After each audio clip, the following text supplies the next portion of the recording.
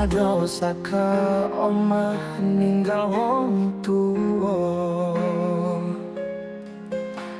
tekan kutha gedhe nyopo rejeki anyar. Ati sedih nanging kudu kuat kanggo masa depan sing luwih apik. Lunga iki ora kanggo seneng-seneng, nanging kanggo golek panguripan. Rindu omah ora bisa tak pendem, kerja keras kanggo wong sing tak sayang.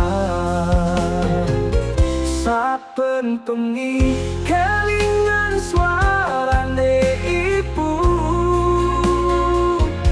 dorostune tak gawe pangwatanku.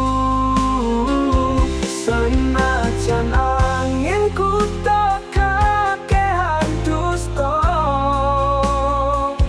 aku tetep setia lan ora bakal nyerah.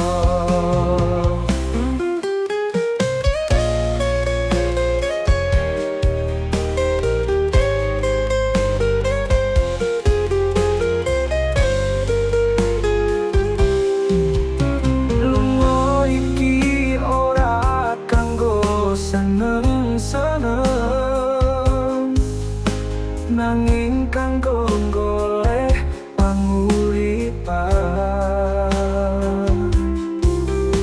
Rindu omah ora bisa tak pendem,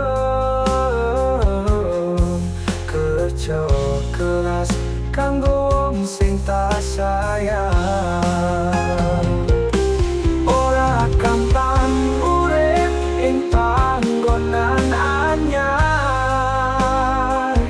nanging ati iki tak kuat-kuat ke sabar.